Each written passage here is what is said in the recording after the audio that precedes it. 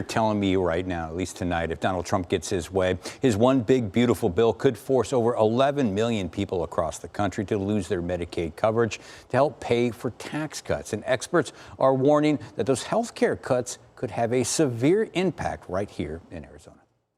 It's a bad bill, Dennis, and it's really bad for Arizona. Helena Whitney works for the Arizona Hospital and Healthcare Association, a group that is issuing a dire warning for Arizona's healthcare system. Her group estimates that nearly 20% of all Medicaid recipients in Arizona could lose coverage if the GOP bill passes. So as the bill left the House, it's possible that we'll see upwards of 300,000 people losing their coverage, and that's for a variety of reasons. Whitney's organization isn't the only one raising red flags. Democrats released an eye-opening report that claimed more than 356,000 Arizonans could be kicked off Medicaid. And the problem wouldn't end there. The Republican plan also cuts a tax that states use to pay for their Medicaid program. The end result, hospitals across Arizona may have to close their doors.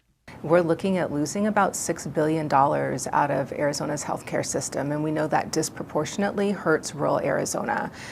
The last numbers I saw, if the bill comes out of the Senate the way it is looking today, our hospitals across the state will be operating at a negative 8.5% operating margin. There's no business anywhere that can survive that. And Republicans have largely downplayed the Medicaid cuts and focused more on the need to reduce waste, fraud, and abuse. And should the Senate approve this proposal, it would then have to go back to the House. Back over to you guys.